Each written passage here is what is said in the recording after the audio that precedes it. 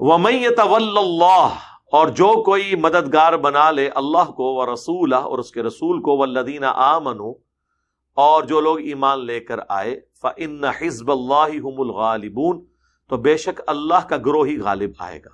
یعنی آپ نے دوستی، محبت، مددگاری اگر لینی ہے تو اہل ایمان سے لینی ہے، کافروں کو اپنا دوست نہیں بنانا. اس کا قطعاً اس چیز سے کوئی تعلق نہیں کہ جو مرا ہوا ہے اس کو مرنے کے بعد آپ مدد کے لیے پکارنا شروع کرتے ہیں. وہ تو بیٹھتا ہی نہیں اس کے اندر. نہیں جی شہید زندہ ہے تو چونکہ زندہ ہے تو پکار سکتے ہیں. سر اگر شہید زندہ ہے تو اس کے مرنے کے بعد اس کی بیوی نکاح کیوں کر لیتی ہے؟ ہاں اب اس بیوی پہ کیا حکم لگائیں گے؟ پھر کہیں گے نہیں یہ او والا زندہ نہیں ہے. اسی بھی کہہ رہے ہیں اگر جد او والا زندہ نہیں ہے پھر او والے کام بھی نہیں کر سکتا. ظاہر ہے.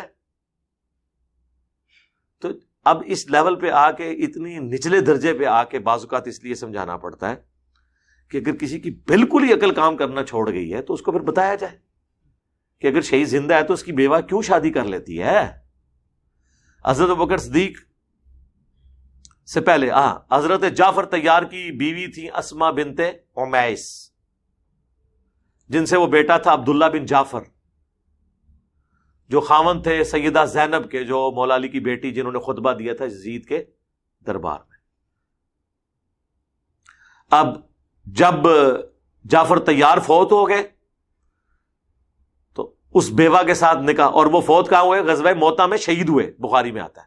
تو شہید تو زندہ ہے اور ہے بھی آل البیت میں سے. ان کی بیوی نے نکاح کر لیا حضرت ابوبکر کے ساتھ، ان سے محمد بن ابی بکر پیدا ہوئے. محمد بن ابی بکر کی عمر ہارڈلی 5 سال تھی، حضرت بکر بھی فوت ہو گئے. تو اس بیوہ کے ساتھ پھر نکاح کر لیا مولا علی نے. مولا علی نے محمد بن ابی بکر کی پرورش کی، اور عبداللہ بن جعفر، یہ 2 لاڈلے تھے بچے جن کی پرورش حضرت علی نے کی ہے. اور اس لیول تک لاڈلے کہ عبداللہ بن جعفر کو تو اپنی بیٹی بھی دے دی زینب، اور محمد بن ابی بکر اس لیول تک لاڈلے کہ جنگ جمل میں وہ حضرت عائشہ کو جا کے سمجھا رہے تھے.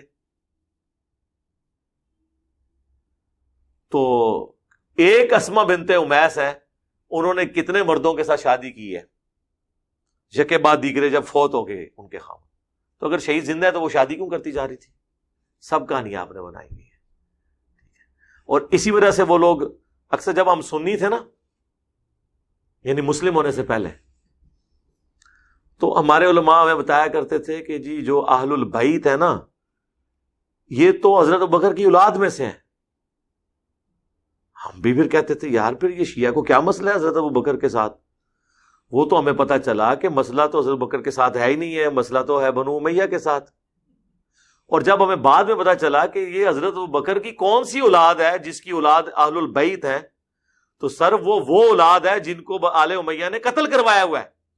یہ حضرت ابوبکر کے ٹکٹ میں مزے کرتے رہے ہیں. قاسم بن محمد بن ابی بکر، جس کی حدیثیں ہیں بخاری کے اندر، وہ محمد بن ابی بکر کے بیٹے ہیں. محمد بن ابی بکر حضرت ابوبکر کے بیٹے ہیں، لیکن پرورش کی ہے مولا علی نے، کیونکہ حضرت ابوبکر تو فوت ہو گئے تھے، یہ چھوٹے سے تھے. ان کی والدہ کے ساتھ حضرت علی نے نکاح کر لیا. اور جنگ جمل میں وہ اما عائشہ کو سمجھانے والوں میں تھے، بلکہ جب اما عائشہ کو واپس رخصت کرنے کی باری آئی تو مولا علی نے محمد بن ابی بکر کے ذریعے ان کو واپس بھیجا. دوسرا بیٹا حضرت عبد الرحمن بن ابی بکر، ان کو بھی آل امیہ نے قتل کروایا. یہ وہی ہے نا جس نے بخاری میں آتا ہے، جو کھڑا ہو گیا تھا جب وہ مروان خطبہ دے رہا تھا کہ اللہ نے امیر المومنین کو یہ سجایا ہے، وہ امت کے وسیع تر مفاد میں معاویہ ابن ابی سفیان اپنے بیٹے یزید کو خلیفہ بنانا چاہتے ہیں. تو یہ کھڑے ہو گیا، اس نے مخالفت کی. ان دونوں بیٹوں کی اولادیں ان کے بعد میں آپس میں شادیاں ہوئی تو حضرت امام جعفر صادق پیدا ہوئے. امام جعفر صادق کی جو نانی ہے نا، وہ حضرت ابوبکر کے ایک بیٹے کی اولاد ہے، اور ان کے جو نانا ہے نا، وہ دوسرے بیٹے کی اولاد ہے.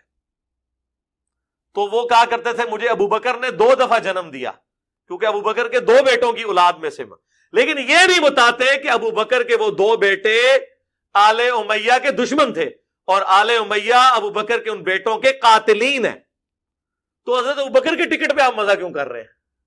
وہ تو آل البیت کے چاہنے والے تھے. وہ تو ہمیں بعد میں پتا چلا کہ یار یہ ابو بکر کی اولاد، ابو بکر کیڑی اولاد جیڑی تسی وڈی ہے. ان کو مارا بھی، ان کو قتل بھی کیا، ٹھیک ہے، اور اس کے بعد پھر ان کے ٹکٹ پہ آپ مزے لے رہے ہیں اپنے کھاتے میں ڈال کے. تو سر یہ تو ہم نے سٹوریاں ایکسپوز کر دی ہیں. انہوں نے آدھی آدھی آپ کو سٹوریاں بتائی ہوئی تھی، پوری جب بات پتا چلی تو بالکل ہی الٹ نکلی. تو اللہ تعالیٰ ہمارا ہے کہ تمہارے دوست، تمہارے مددگار، پشت پناہ اللہ، اس کا رسول اور اہل ایمان ہے، اور انہی کا گروہ